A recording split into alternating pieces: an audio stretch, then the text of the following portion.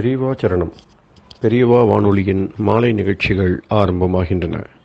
இன்றைய எமது நிகழ்ச்சிகள் நித்திய குரு பாதுகா பூஜா, ஸ்ரீ ரா கணபதி அவர்கள் எழுதிய புத்தகத்தின் ஒளிவடிவம், ஆன்மீக உரை, மகா பெரியவா மகிமை உபன்யாசம். பெரியவா சரணம். பெரியவா சரணம். அடுத்த நிகழ்ச்சி நித்திய குரு பாதுகா பூஜை. शुक्लाम्बरधरम् विष्णुम् शशिवर्णम् चतुर्भुजम् प्रसन्नवदनम् ध्यायेत् सर्वविघ्नोपशान्तये। ममोपात्त समस्त दुरितक्षयद्वारा श्रीपरमेश्वरप्रीत्यर्थम् गुरुप्रसादसिद्ध्यर्थम् गुरुप्रीत्यर्थम् गुरुपादपूजाम् अद्य करिष्ये।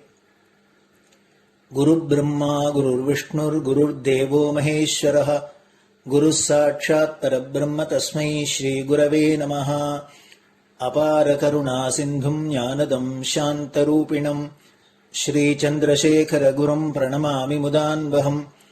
सदाशिवसमारम्भाम् शङ्कराचार्यमध्यमाम् अस्मदाचार्यपर्यन्ताम् वन्दे गुरुपरम्पराम्.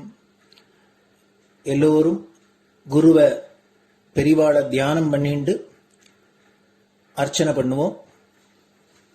அஷ்டோத்திரம். பெரியவா அஷ்டோத்திரம் பல அஷ்டோத்திரங்கள் இருக்கு. அதுல எளிமையா சுலபமா எது இருக்கோ அதை நான் இப்ப சொல்றேன். எல்லோரும் இதை கேட்டுண்டே திருப்பி சொல்ல முடிஞ்சுவா சொல்லி சொல்லி பெரிவாளுக்கு பாதத்துல ஒவ்வொரு புஷ்பத்தை அர்ச்சனை பண்ணலாம்.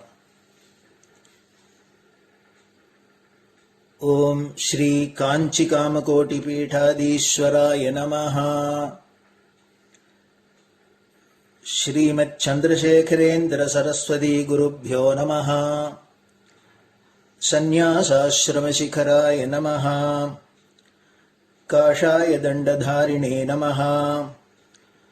सर्वपीठापहारिणे नमः। स्वामिनाथ गुरवे नमः। करुणासागराय नमः। जगदाकर्षण शक्तिमते नमः। सर्वचराचर हृदयस्थाय नमः। ओम भक्त परिपालक श्रेष्ठाय नमः। धर्म परिपालकाय नमः। श्री जयेन्द्र सरस्वत्याचार्याय नमः। श्री विजयेन्द्र सरस्वती पूजिताय नमः। शिवशक्ति स्वरूपाय नमः। भक्ताभीष्ट प्रदायकाय नमः। ब्रह्मण्य पोषकाय नमः। ब्रह्म विष्णु शिवैक्य स्वरूपाय नमः। कांची क्षेत्रवासाय नमः। कैलाश शिखरवासाय नमः। स्वधर्म परिपोषकाय नमः। चातुर्वर्ण संरक्षकाय नमः। लोकरक्षण संकल्पाय नमः। ओम ब्रह्मनिष्ठापराय नमः। सर्वपापहराय नमः। धर्मरक्षक संतुष्टाय नमः। भक्तार्पितधन स्वीकर्त्रे नमः। सर्वोपनिषत् सारज्ञाय नमः। सर्वशास्त्रगम्याय नमः। सर्वलोक पितामहाय नमः। भक्ताभीष्ट प्रदायकाय नमः। ब्रह्मण्य पोषकाय नमः। नानाविध पुष्पार्चितपताय नमः। रुद्राक्ष क्रीडधारिणे नमः। भस्मोद्दोलित विग्रहाय नमः। सर्वज्ञाय नमः। सर्वचराचर व्यापकाय नमः। अनेक शिष्य परिपालकाय नमः। मनश्चाञ्चल्य निवर्तकाय नमः। अभयहस्ताय नमः। भयापहाय नमः। यज्ञपुरुषाय नमः। यज्ञानुष्ठान रुचिप्रदाय नमः। यज्ञसम्पन्नाय नमः। यज्ञसहायकाय नमः। यज्ञफलदाय नमः। यज्ञप्रियाय नमः। उपमानरहिताय नमः। स्फटिक तुलसी रुद्राक्ष हारधारिणे नमः। चातुर्वर्ण समदृष्टये नमः। ऋग्यजुस्साम अथर्वणादि चतुर्वेद संरक्षकाय नमः।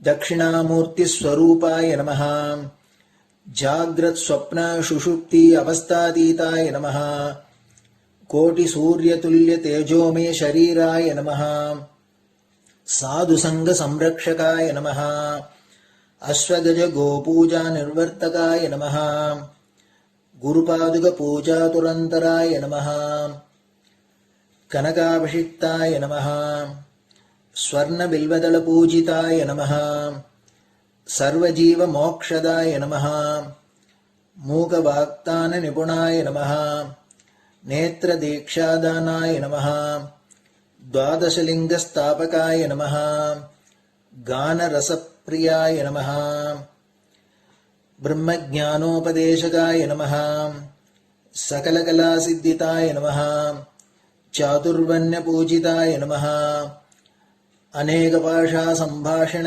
कोविताय नमः अष्टसिद्धिप्रदायकाय नमः ओम श्री शारदामठ सुस्थिताय नमः नित्यान्नदान सुप्रीताय नमः प्रार्थना मात्र सुलभाय नमः पादयात्रा प्रियाय नमः नानाविध मतपंडिताय नमः श्रुति स्मृति पुराणज्ञाय नमः देव यक्ष किन्नर किंपुरुष पूज्याय नमः श्रवणानंदकर कीर्तये नमः दर्शनानंदाय नमः अद्वैतानंदभरिताय नमः अव्याच करुणामूर्तये नमः शैव वैष्णवादिमान्याय नमः श्री शंकराचार्याय नमः दंडकमंडलोहस्ताय नमः वीणा मृदंग सकलवाद्यनाथस्वरूपाय नमः रामकथा रसिकाय नमः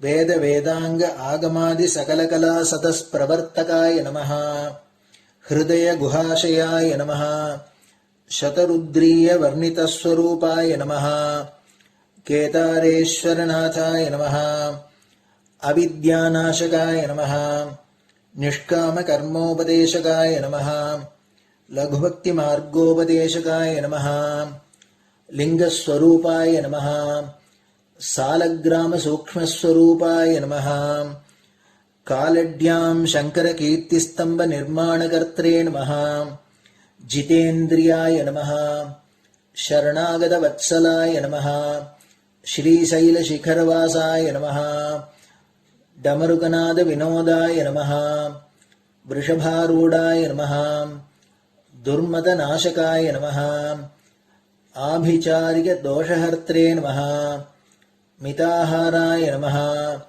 मृत्युविमोचकशक्त्याय नमः श्रीचक्रार्चनतत्पराय नमः दासानुग्रहकारकाय नमः अनुराधानक्षत्रजाताय नमः सर्वलोकख्यातशीलाय नमः वेंकटेश्वरचरणपद्मषट्पदाय नमः श्री महात्रिपुरसुंदरी समेत श्री चंद्रमौलीश्वर पूजाप्रियाय नमः श्रीमच्चंद्रशेखरेन्द्र सरस्वती सद्गुरु परब्रह्मणे नमः गुरुभ्यो नमः परमगुरुभ्यो नमः परमेष्टिगुरुभ्यो नमः परात्परगुरुभ्यो नमः गुरुपरम्पराभ्यां नमः गुरुपादुकाभ्यां नमो नमः. அடுத்தது ஊதுபத்தி இருந்தா அதை காமிச்சு தூபம், நெய் தீபம் இருந்தா காமிச்சு அதை நெய் தீபம் தீபம் காமிச்சுட்டு நைவேத்தியம் வெத்தலைப்பாக்கு பழம் இதுலேருந்து ஆரம்பிச்சு அவளுக்கு எது சௌரியமோ அதுபடி நைவேத்தியம் பண்ணலாம். அதுக்கு அடுத்தது கற்பூர ஹாரத்தி பண்ணி எல்லோரும் பிரதட்சிண நமஸ்காரம் பண்ணி பெரியவாள்கிட்ட பிரார்த்தனை பண்ணிண்டு எல்லோரும் க்ஷேமமா இருக்கணும், லோகம் பரம மங்களமா சௌக்கியமா இருக்கணும், எல்லோரும் வியாதி வெக்க இல்லாத ஆயுராரோக்கிய ஐஸ்வர்யத்தோட சாந்தம் அமைதியோட ஞான வைராக்கியத்தோட எல்லோரும் நல்லவர்களாயிருந்து நன்மையை அடையணும்னு பிரார்த்தனை பண்ணி இந்த பூஜையை தினம் செய்யலாம். குரு பிரம்மா குருர் விஷ்ணுர் குருர் தேவோ மகேஸ்வரः குரு சாட்சாத் பரபிரம்ம தஸ்மை ஸ்ரீ குரவே நமஹ. அபார கருணா சிந்தும் ஞானதம் சாந்தரூபிணம் ஸ்ரீ சந்திரசேகர குரும் பிரணமாமி முதான்வகம். சதாசிவசமாரம்பாம் சங்கராச்சாரிய மத்யமாம் அஸ்மதாச்சாரிய பர்யந்தாம் வந்தே குரு பரம்பராம். குரு பாத பூஜை நிறைவடைஞ்சது. பெரியவா சரணம். பெரியவா சரணம். பெரியவா வானொலியில் நேயர்கள் அடுத்து கேட்க இருப்பது ஸ்ரீ ரா கணபதி அவர்கள் எழுதிய புத்தகத்தின் ஒளி வடிவம். அளிப்பவர் ஸ்ரீமதி உமா சங்கர் அவர்கள்.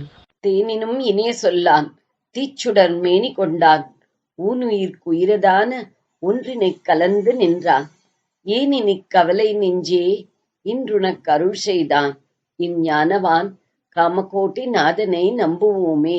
ஜே ஜே சங்கர ஹரஹர சங்கர. மகாபெரிவாளின் உபன்யாசங்களை ரா கணபதி அண்ணா தெய்வத்தின் குரல் என்ற பெயரில் 7 பாகங்களாக தொகுத்து அளித்ததின் 4ஆம் பாகத்தின் அடுத்த பகுதி. குருகுலம் கட்டிகாஸ்தானம். அத்வைத்தமும் அரசாங்கமும். வர்ண தர்மம் தேச ஒற்றுமையை குலைத்தது என்கிற புரளி மாதிரி இன்னொன்று சொல்வதையும் கொஞ்சம் உடைத்து விடுகிறேன். மாயை மாயை என்று லோகத்தை ஆச்சாரியால் சொன்னதால் இந்துக்கள் காரிய சாகசமே இல்லாமல் திராபையாக ஆகிவிட்டார்கள்.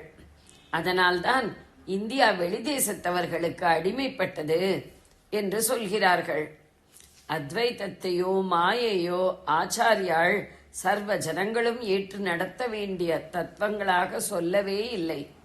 அவர்களை கர்மானுஷ்டானத்திலும் பக்தி வழிபாட்டிலும் தான் அவர் கொண்டு வந்தார். பக்குவப்பட்ட பின் தான் அத்வைதத்துக்கும் மாயா டாக்டரின் என்கிறார்களே அதற்கும் போகச் சொன்னார். சரித்திரபூர்வமாக பிரத்யசத்தில் தெரிவதை எடுத்து காட்டினால் போதும். பரம அத்வைத்துகளாக இருந்த 3 பேர்தான். மூவரும் பிராமணர்களே. 3 ஆக்கசக்தி பொருந்திய இந்து சாம்ராஜ்யங்களை ஸ்தாபிக்க காரணமாக இருந்தவர்கள். அந்த 3 பேரில் ஒருவர் பிரம்மச்சாரி, இன்னொருவர் கிரகஸ்தர், 3ஆமவர் சந்நியாசி என்பது ஒரு சுவாரஸ்யமான விஷயம். மாலிக் கஃபூர் தெற்கே ராமேஸ்வரம் வரையில் போய் ஆலயங்களை சின்னாபின்னாப்படுத்தி இந்து சமூகத்தின் மீது ரணகாயம் ஏற்படுத்திவிட்டு போன பின் மறுபடி நம்முடைய நாகரீகம் தலை தூக்கி பெருமைக்குரிய ஸ்தானத்தை பெற்றது விஜயநகர சாம்ராஜ்யத்தினால்தான். அதை 14ஆம் நூற்றாண்டின் ஆரம்பத்தில் ஸ்தாபித்துக் கொடுத்தது யார் என்றால் அத்வைத சந்நியாசியாக ஆச்சாரிய பீட்டத்திலேயே இருந்த வித்யாரண்ய சுவாமிகள்தான்.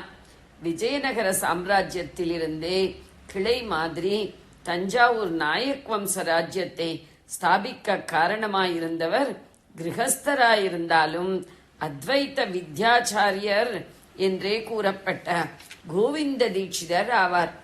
அவுரங்கசீபின் மத வெறியில் இந்து சமுதாயம் நசித்து போகாமல் அதற்கு புது ஜீவன் ஊட்டி மகாராஷ்டிரா சாம்ராஜ்யம் ஏற்படுத்தியது சிவாஜி என்றால் அந்த சிவாஜிக்கு ஜீவசக்தி ஊட்டி தட்டி எழுப்பியது அவனுடைய குருவும் பரம அத்வைத்தியும் சுத்த பிரம்மச்சாரியுமான சமர்த்த ராமதாஸ் தான்.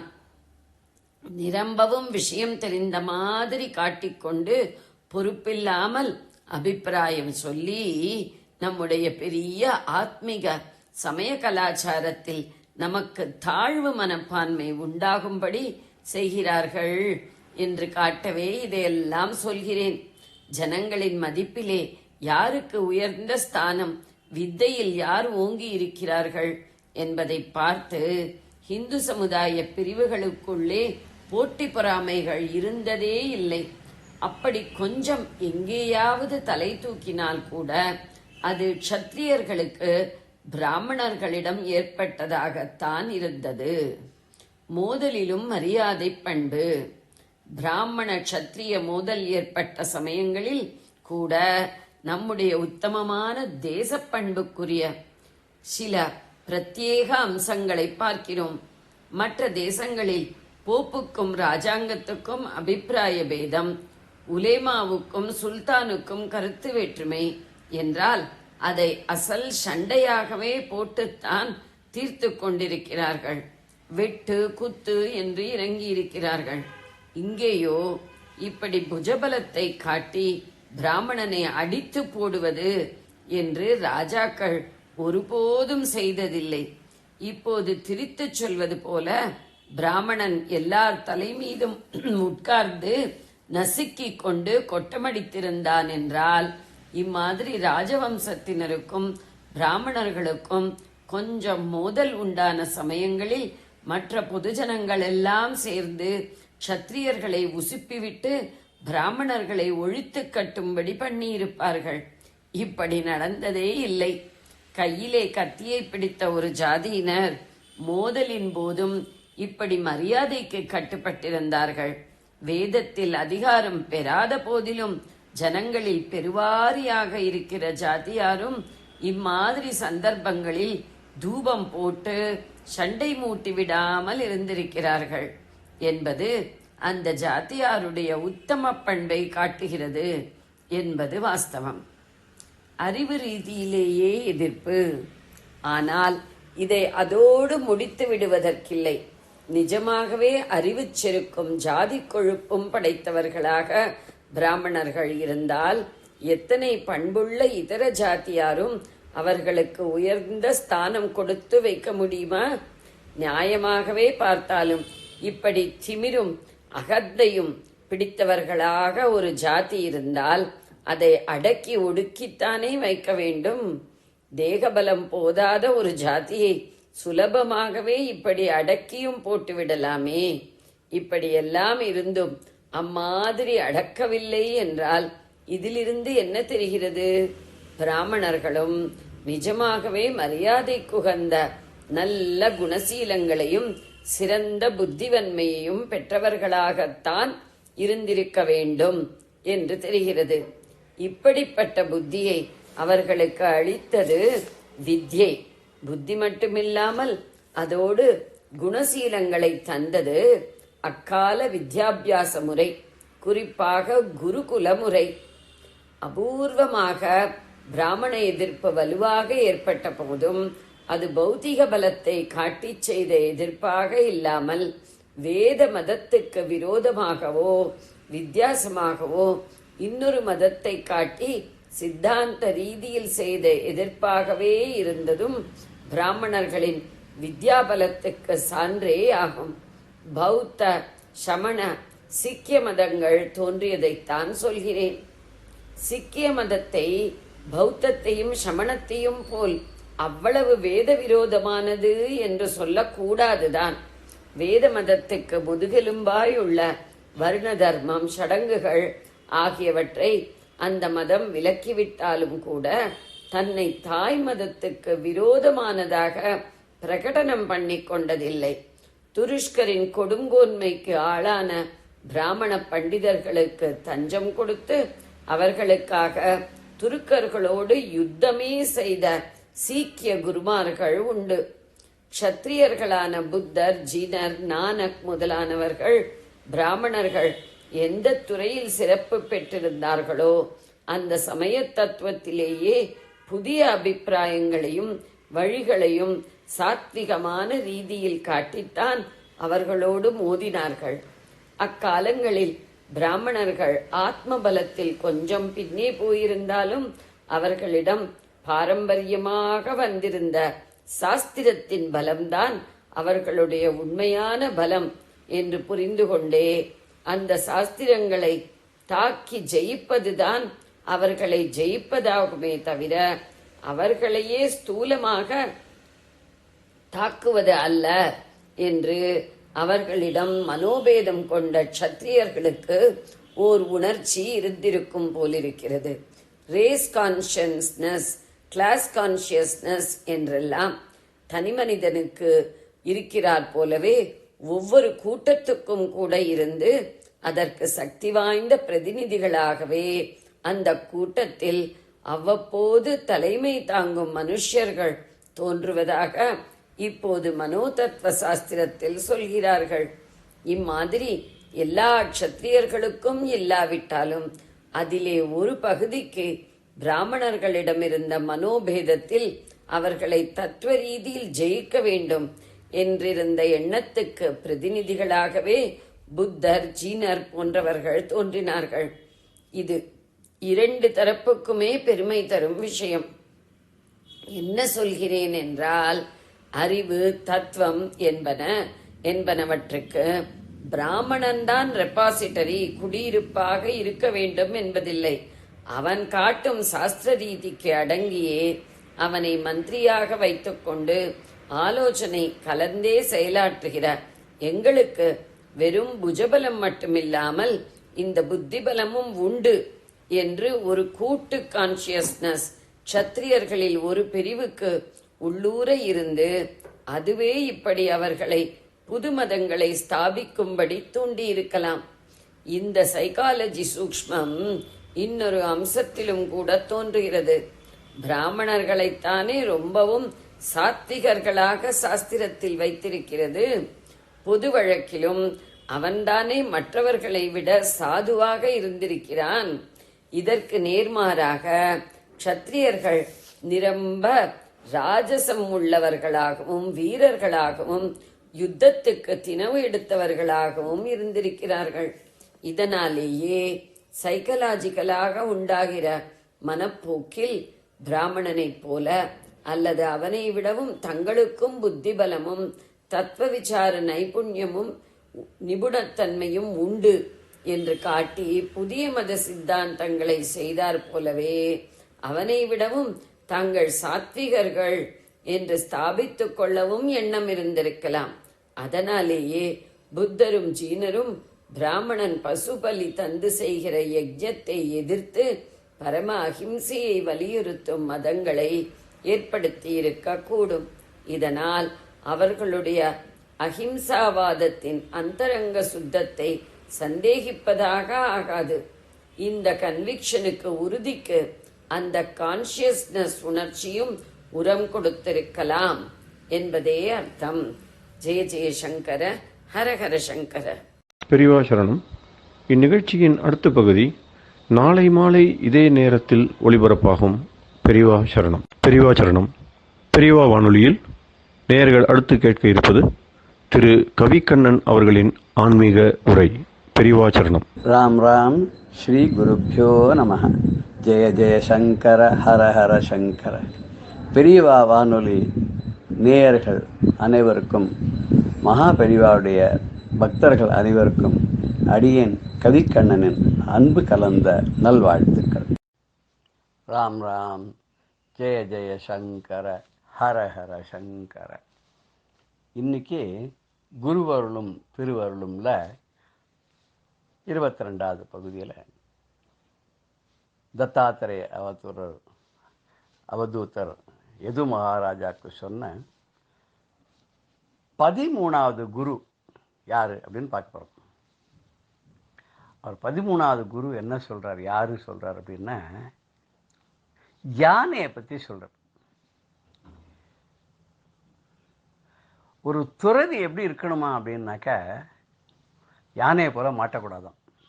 யானை என்ன பண்ணுவான்னா, அதுக்கு ஸ்பர்ஷ சுகம் ரொம்ப வேணும். ஒரு ஆண் யானைக்கு ஒரு பெண் யானையை கண்டா மோகம், அதோட உரசிக்கணும் அப்படின்ட்டு அதை எப்போ ஆசைப்படுமா. இந்த பெண் யானையை கண்டு மோகித்து அதன் அருகிலே செல்லக்கூடிய அந்த ஆண் யானை இருக்கு இல்லையா, கடைசியில் என்ன ஆகுதுன்னா, அதை பிடிக்கிறதுக்காக வெட்டப்பட்டிருக்கக்கூடிய பள்ளத்தில், யானை பிடிக்கிறது என்ன பண்ணாலும் பெரிய பள்ளம் தோண்டி மேலே மாத்திரம் அந்த மட்டைகள், இது தென்னை மட்டை, வாழை மட்டை எல்லாத்தையும் போட்டு வச்சிருப்பாளாம். இந்த பக்கத்தில் ஒரு பெண் யானையை நிறுத்தி வச்சிருப்பாளாம். உடனே இந்த ஆண் யானை இதை பார்த்து ஆசைப்பட்டு அங்கேருந்து வருமா. இந்த பெண் யானை பழக்கப்பட்ட யானை. அப்படி வரும்போது அந்த ஆண் யானை என்ன பண்ணுவோம், கடற்கடான வந்து இந்த பள்ளத்துக்குள்ளே விழுந்துவிடும். இப்படி ஒரு காலத்தில் யமனாக மாறக்கூடிய பெண் அழகு, அந்த வசீகரிக்கக்கூடிய பெண்கள் இருக்காளே, அவா பின்னாடி செல்லக்கூடாது யோகிகள். யோகிகள் வந்து எப்படி பெண் யானையின் உறவுக்கு ஆசைப்பட்டு அதுகிட்ட போகக்கூடிய ஆண் யானை, அதே பெண் யானையிடம் மோகம் கொண்ட மற்றொரு யானையால் கூட சில சமயத்தில் காட்டில் பலசான ஆண் யானையால் கூட அழிக்கப்படுகிறது. அதனால் எப்படி யானையை பிடிக்கிறதுக்கு அந்த பெண் யானையை வச்சு மோகம் காமிச்சு அதுக்கு அந்த ஒரு ஸ்பர்ஷ சுகத்துக்காக அந்த யானை ஆசைப்பட்டு வந்து இந்த பள்ளத்தில் விழுந்து மாட்டிக்கிறதோ, அது மாதிரி ஒரு யோகியானவன் எப்பொழுதும் மாறக்கூடாது. ஞானிகள் பெண்களிடம் மயங்கக்கூடாது அப்படின்னு சொல்றார். இவர் வந்து நம்மள மாதிரி இல்லறத்தில் இருக்கிற வாழ்க்கையில் சம்சாரிகளுக்கெல்லாம் சொல்லலை. யோகிகள், ஞானிகள், அப்புறம் வந்து சுவாமிகள் அவர்களுக்கெல்லாம் வந்து சன்னியாசிகளுக்கெல்லாம் இதை பற்றி சொல்கிறார். அதுக்கப்புறம் அடுத்த குரு யாருன்னாக்க தேன் எடுக்கிறவன். இந்த தேன் எடுக்கிறதுக்குன்னு ஒரு கூட்டம் இருப்பா போட்டிருக்கு அந்த காலத்தில். அவெல்லாம் வேடுவர்களுடைய வம்சத்தில் சேர்ந்தவளாக இருப்பா. அந்த தேன் எடுக்கிறவன் என்ன பண்ணுவான்னா ரொம்ப கஷ்டப்பட்டு தேன் எடுப்பான். அவனுக்கு தெரியும் முதல்லயே என்ன இந்த தேன் எடுத்து அவன் சாப்பிட மாட்டான். ஏன்னா எவ்வளவுக்கு எவ்வளோ தேன் எடுத்து எவ்வளோக்கு எவ்வளோ விற்கிறோமோ அவ்வளோக்கு எவ்வளோ நிறைய பணம் கிடைக்கும். அவனுக்கு வேண்டியது வந்து இதனால சம்பாதிக்கணுங்கிறது தான். அதனால் என்ன பண்ணுவான், இந்த தேன் தான் அனுபவிப்பதற்காக இல்லை, மற்றவருடைய உபயோகத்துக்கு தான் முழுக்க நன்னா தெரிஞ்சுட்டு இப்போ ரொம்ப கஷ்டப்பட்டு அந்த தேனை சேர்ப்பான். எப்படி அங்கே போவான், அந்த தேனி வந்து கொட்டும், அத்தனையும் மீறி அந்த தேனெல்லாம் சேகரித்து எடுத்துன்னு வருவான். எடுத்துகிட்டு வந்து என்ன பண்ணுவான், மற்ற வாழ்க்கை விற்றுருவான். அதே போல் தான் இந்த சம்சாரிகள்லாம் என்ன பண்ணுறான்னா நிறைய பணத்தை சேர்த்து வைப்பான். உலகாயுதமான போகங்களை தான் அனுபவிக்கணும் அப்படிங்கிறதுக்காக அந்த தேன்காரனை போல சம்சாரி செல்வத்துக்காக ஆசைப்பட்டு நிறைய சேர்த்து கடைசியில் என்ன, அதெல்லாம் யாருக்கோ அவன் போய் சேரும். இவன் எதையாவது அனுபவிப்பானான இவன் ஒன்றுத்தையும் அனுபவிக்க மாட்டான். மற்றவாளுக்காக சேர்த்து வச்சு கடைசியில் தனக்கு ஒன்றும் இல்லாத போகிற மாதிரி. அப்பேற்பட்ட அந்த தேன் எடுக்கிறவன் இருக்கானே அவனை பார்த்து நான் வந்து இதை கற்றுண்டேன். அந்த மாதிரி நாம்ளும் சேர்த்து வச்சு தானும் அனுபவிக்காமல் யாருக்காவோ உழைக்கிறது வந்து அதுக்கு நமக்கு பிரயோஜனம் இல்லை அப்படின்னு கற்றுண்டாராம். அதுக்கப்புறம் அடுத்ததாக 15வது குருவாக அவர் மானை சொல்கிறார். இந்த மான் என்ன பண்ணுன்னா அதுக்கு ரொம்ப சங்கீதம் ரொம்ப பிடிக்கும் போல் இருக்கு. அதுதோ வாசனை. அது அந்த மானை பிடிக்கிறதுக்காக அந்த வேடன் என்ன பண்ணானா வலையை விரிச்சுட்டு ரொம்ப அதுக்கு ரொம்ப பிடிச்ச மாதிரி இன்பமான இசையை அவங்க ஒரு புல்லாங்குழல் மாதிரி ஒன்று வச்சுட்டு அதில் அந்த பாட்டெல்லாம் வாசிப்பானான். அந்த இசையில் மயங்கி அந்த மான் ஓடி வந்து என்ன பண்ணுமா இந்த வலையில் வந்து விழுந்துடுமா. இந்த மான் வந்து எப்படி இந்த வலையில் வந்து விழுறதோ இசையை கேட்டு, அது மாதிரி வந்து ஒரு துறவியானவன் பெண்களுடைய இசையில் மயங்கி ஆட்டத்தில் மயங்கி அந்த அவளுடைய வலையில் விழக்கூடாது யோகிகள் ஞானிகள் அப்படின்னு சொல்கிறார். நம்ம கூட ஒரு கதை கேட்டிருக்கோம் தெரியுமோ சில பேருக்கு. எப்படின்னா ரிஷ்யசிங்கர்னு ஒரு முனிவர்.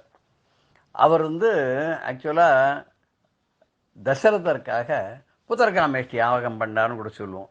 இன்னொரு விஷயம் அவரை பற்றி ரிஷ்யசிங்கரை பற்றி சொல்லணும்னா, ரிஷ்யசிங்கர் வந்து ஒரு மகரிஷியோட பிள்ளை. அவரை உலகமே தெரியாத அவரை வளர்த்தாராம். உலகம்னா என்ன, மக்கள்னா யார், ஆண் பெண் வித்தியாசம் கூட அவருக்கு தெரியாது, அப்படி வளர்த்துட்டு இருந்தாராம். அவர் வந்து எங்கே போனாலும் மழை பெய்யுமா. அப்போ வசிஷ்டர் குலகுரு தசரதற்கு சொல்கிறார், அப்பேற்பட்ட ரிஷ்யசிங்கர் அழைச்சின்னு வந்து அவருக்கு இங்கே வந்து ஒரு நல்ல ஒரு பொண்ணை கல்யாணம் பண்ணி வச்சு ஆசிரமம் அமைச்சு கொடுத்து எல்லாம் பண்ணி அவரை விட்டு இந்த புத்திரகாமேட்டி யாகம் பண்ணால் உனக்கு குழந்தை பிறக்கும் அப்படின்னு சொல்கிறார். சரி, அவர் எப்படி அழைச்சின்னு வருதுன்றதுக்கு என்ன பண்ணார்னா, அவள் அப்பா இல்லாத சமயம் பார்த்து அந்த ரிஷ்யசிங்கருடைய ஆசிரமத்து பக்கத்தில் இருக்கிற நதியில் ஓடத்தில் அழகான பெண்களெல்லாம் அனுப்பிச்சு ஆட்டம் பாட்டம்லாம் பண்ணி நைஸாக அவரை கவரப் பண்ணி அழைச்சின்னு வந்து இங்கே வந்து என்ன பண்ணுறாருன்னா, தசரதருடைய பொண்ணு ஒருத்தி இருந்தாலாம், சாந்தான்னு பேரும் அவளுக்கு.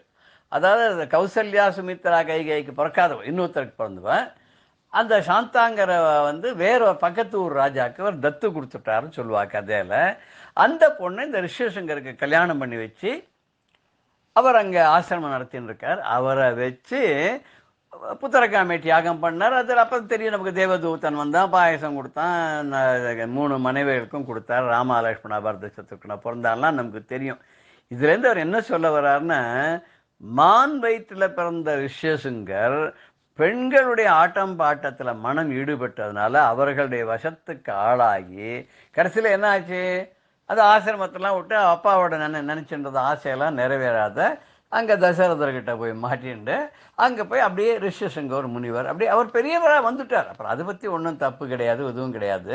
பட் அவர் எப்படி வந்து ஒரு ஏகாந்தமான நிலையில் தபஸ் வளர்ந்தவர் எப்படி வந்து மாட்டினாருங்கிறதுக்கு காரணத்தை சொல்லி பெண்கள் வசம் மாட்டக்கூடாது அப்படிங்கிற மாதிரி இந்த மான் இசைக்க மயங்கிற மாதிரி இந்த ஆட்டம் பாட்டத்துக்கு மயங்கி போய் மாட்டக்கூடாதுங்கிறார்.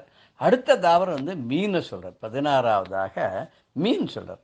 மீன் என்ன பண்ணுமா அப்படின்னாக்க அதுக்கு ருச்சி நாக்கு தான். இந்த தூண்டில் ஒரு புழுவை வச்சு அவன் என்ன பண்ணான், அந்த ஆற்றுக்குள்ளேயோ குட்டைக்குள்ளேயோ அதில் விடுவான் அந்த மீன் பிடிக்கிறவன். இது அந்த உள்ளுக்குள்ள அந்த மீன் தூண்டில் இருக்கிற அந்த புழுவை பார்த்து அந்த மீன் என்ன பண்ணால் ஆசைப்பட்டு அதை சாப்பிடணும்னு வரும். அதை சாப்பிடணும்னு வந்துட்டு என்ன ஆகும்னா அந்த புழுவை பிடிக்க போகும்போது அதில் இருக்கிற முள்ளில் இதனோட வாய் மாட்டின்னுடும். ஆட்டினோன்னு துடிக்கும். துடித்த உடனே என்ன தப்பிச்சுக்கிறதுக்காக அப்போ அந்த மீன் பிடிக்கிறான் அந்த வெளியில் இழுத்துடுவான். அப்போ என்னாச்சு, முடிஞ்சு போச்சு, கதை முடிஞ்சு போச்சு. தூண்டில் முள்ளில் சொருகி வைக்கப்பட்ட இந்த சுவையான உணவுக்கு ஆசைப்பட்டு அதில் சிக்கிண்டு உயிரை விடுற மீனை போல நம்ம புத்தி இழந்த மனிதன் வந்து சுவையான பொருள்களுக்கு மயங்கி நாக்குக்கு அடிமையாகி இந்த மரணத்தை தானாகவே சென்று அடைகிறானே. அப்படி பண்ணக்கூடாது. விவேகமுள்ள மனிதன் என்ன பண்ணுவான்னா ஆகாரத்தை கட்டுப்படுத்தி மற்ற இந்திரியங்களெல்லாம் ஜெயிக்கிறானா. நாக்கை வென்றாலே போருமா, நாவை அடைக்கினாலே போருமா. நாவடக்கம் பண்ணணும்னா 2 விதத்துக்கு சொல்கிறது. ஒன்று ருச்சிகரமான பொருள்லாம், அதாவது சொல்லுவா எல்லாம் வாய்க்கு ருச்சியாக இருக்கிறதெல்லாம் வயிற்றுக்கு வேதனை தரும்னுவா. அது மாதிரி ரொம்ப சுவையாக இருக்குன்னு சொல்லி அள்ளி சாப்பிடக்கூடாது. எதுவுமே மிதமாக உண் ஹிதமாக உண்ணுன்னு சொல்லுவா இல்லையா. அதனால் நாக்கு வந்து ஒரு சுவை நுகர் புலன் மட்டும்தான், அது கட்டுக்கு வரதில்லை. நாம தான் அதை கட்டுப்படுத்தணும். அந்த நாவை கட்டுப்படுத்திட்டோம்னா அந்த ஆசையை நம்ம வந்து குறைச்சிட்டோம்னு சொன்னால் எல்லா இந்திரியங்களும் அடக்கிடலாம். ஆனால் அந்த நாக்கு அடக்கிறது ரொம்ப கஷ்டம். அந்த நாக்கு அடக்காத வரையும் மற்ற புலன்களை நம்ம வெல்ல முடியாது. அப்படிங்கிறதுனால நாக்கை கட்டுப்படுத்தி விட்டாலே மற்ற இந்திரியங்கள் தானாக கட்டுப்படும் அப்படிங்கிற ஒரு விஷயத்த இங்கே ரொம்ப அழகாக நம்ம தத்தாத்திரேய அவதூதர் யது மகாராஜாக்கு சொல்கிறார். அடுத்த குரு யாருன்னா இது வந்து 17வது குரு. 17வது குரு ரொம்ப வேடிக்கையான குரு. யாருன்னா பிங்களை அப்படின்னு ஒருத்தி. இந்த பிங்களைங்கிற ஒரு தாசி, அந்த காலத்தில் வேசின்னு சொல்லுவாள். அவள் தினம்னா ரொம்ப அழகாக ட்ரெஸ் பண்ணிட்டு ஆண்களை மயக்கிற மாதிரி சாயங்காலம் ஆனால் வாசல் வந்து நின்றுட்டுருப்பாள். அங்கே வெளியூர்லேருந்து வரவா போகிறவா அந்த மாதிரி சில பேர்லாம் வந்து பெண்கள் மீது நாட்டம் கொண்டவர்கள், ஆசை கொண்டவர்கள், மோகம் கொண்டவர்கள். அவெல்லாம் என்ன பண்ணுவான்னா இவளை தேடி போவாள். அதில் அவள் நிறைய பணம் கொடுப்பாள். யார் நிறைய பணம் கொடுக்குறாளோ அவளை இவள் ரொம்ப ஆசிரியச்சு இருப்பாள். ஒரு நாளைக்கு என்ன ஆகுதுன்னு அவள் வந்து வாசலில் நிற்கிறா, யாருமே வரல. ரொம்ப நேரம் நின்று காத்துருந்து பார்க்குறா. எல்லாம் இவளை தாண்டி போகிறாளே தவிர யாருமே இவகிட்ட வரல. அப்போ அவளுக்கு தோணுறது, ஒருவேளை நம்மளை விட அழகான யாரோ ஒருத்தர், இளமையான ஒருத்தர் கிடச்சிட்டா போல் இருக்கு, அதனால தான் எல்லாரும் அந்த பக்கம் போயிடுறா, நம்மக்கிட்ட வரமாட்டேங்கிறா அப்படின்னு உள்ளே போய் கண்ணாடியில் பார்த்துக்கிறான்னு நினைக்கிறேன். பார்த்தா அப்போ தான் அவளுக்கு நிற முடியெல்லாம் வந்து விட்டதெல்லாம் தெரியுது. இந்த காலத்தில் மாதிரி அந்த காலத்தில் அந்த நிறையெல்லாம் போக்கிக்கிறதுக்கு அந்த மையல் சாயம்லாம் வச்சுருக்காள், அதெல்லாம் இல்லை போல் இருக்கு. அவள் அங்கே போய் பார்த்த உடனே தனக்கு முதுமை வந்துட்டுருக்கு, முகத்தில் சுருக்கங்கள்லாம் வந்துட்டுருக்குதுன்னு அவளுக்கு புரியுறது. ஆஹாஹா, இந்த உடலுக்கு ஒரு அழகும் ஒரு சோபையும் ஒரு வசீகரமும் இருக்கிற வரைக்கும் தான் இவாளெல்லாம் நம்மளை வந்து அணுகி வருவா. அவளுடைய மோகத்தை தணிக்கிறதுக்காக நம்மளை உபயோகப்படுத்திப்பா. ஒரு ஸ்டேஜுக்கு அப்புறம் நம்மளை விட ரொம்ப அழகான யாராவத்தர் கிடச்சிட்டா அவள் விட்டுட்டு போயிடுவா. இந்த சரீரமும் அழிந்து போயிடும். ஒரு காலத்துக்கு அப்புறம் இந்த சரீரம் உபயோகப்படாது. சீரியத்தை சரீரகான்னு சொல்கிற மாதிரி அழிந்து போகக்கூடியது சரீரங்கிறதுனால இந்த உடலும் அழியக்கூடிய உலகம். இத்தனை நாளாக நான் வந்து கடவுளை மறந்து இந்த கெட்ட தொழிலில் ஈடுபட்டு என்னை அழித்து கொண்டு விட்டேனே. உள்ளுக்குள்ளே இருக்கிற பரமாத்மாவை நான் ரியலைஸ் பண்ணவே இல்லையே. எவ்வளோ பெரிய இகழ்ச்சிக்குரியான இந்த தொழிலை நான் பண்ணிட்டு என் உடலையும் உள்ளத்தையும் வீணாக்கி விட்டேனே. இந்த இதில் வந்து ஒரு நாள் அழிந்து போக போகிறதுன்னு தெரிந்தும் நான் வந்து இந்த உடலுக்கு நான் வந்து போஷாக்கு பண்ணி இவ்வளோ இதுவாக வச்சுட்டு இருந்தேனே. இப்போ கடைசியில் தீய ஒழுக்கங்கள் எனக்கு வந்து என்ன வைராகியத்தை எனக்கு இப்போ கொடுத்துருக்கு. எனக்கு ஒரு நாள் யமன் தூக்கி கொண்டு போகக்கூடிய இந்த உயிரானது அதற்கு பின் இந்த உடலை எரித்து விடுவார்களே, அப்பேற்பட்ட ஒரு நிலைக்கு போகக்கூடிய இந்த உடலுக்கு போய் நான் வந்து அழியக்கூடிய உடலுக்கு இவ்வளவு நான் வந்து எல்லாம் போஷாக்கெல்லாம் பண்ணி எல்லாம் பண்ணினேனே, ஏதோ பகவான் இறக்கப்பட்டு எனக்கு நல்ல புத்தியை கொடுத்து இன்றைக்கி நான் நல்லா ஆக்கியிருக்கான். பிராரத்த கர்மத்தினால எனக்கு இது வரைக்கும் நடந்ததெல்லாம் நான் மறந்து இனிமேல் திருப்தி அடைந்து உள்ளூர ஆத்மாவிலேயே ரமித்து கொண்டு நான் இருப்பேன் அப்படின்னு சொல்லிட்டு அந்த பெண்களை தன்னுடைய ஆண் ஆசையை துறந்து நிம்மதியாக போய் படுத்து கொண்டாலாம். அன்றிலிருந்து அவள் எந்த துக்கமும் இல்லாமல் பெரிய விருப்பமும் இல்லாமல் ஒரு யோகியை போல வாழ்ந்தாள். நானும் அதே மாதிரி உண்மையை புரிந்து கொண்டு அவள் மூலமாக அழியக்கூடிய இந்த உடலை போஷிக்காமல் என்றும் அழியாத பரமாத்மாவில் லயித்து நானும் அந்த பரமாத்ம நிலையை அடைய வேண்டும் என்பதாக நான் புரிந்து கொண்டேன் அப்படின்னு சொல்லிட்டு யோகீஸ்வரர் யார், நம்ம தத்தாத்திரேயர் அவதூதர் யது மகாராஜாவுக்கு விளக்காமல் இந்த குருவை பற்றி சொல்கிறார். மேற்கொண்டு நம்ம அடுத்த வாரத்தில் தொடர்ந்து பார்க்கலாம். ஜெய ஜெய சங்கர ஹர ஹர சங்கர ஸ்ரீ குருபியோ நம. ராம் ராம். பெரியவா சரணம். இந்நிகழ்ச்சியின் அடுத்த பகுதி நாளை மாலை இதே நேரத்தில் ஒளிபரப்பாகும். பெரியவா சரணம்.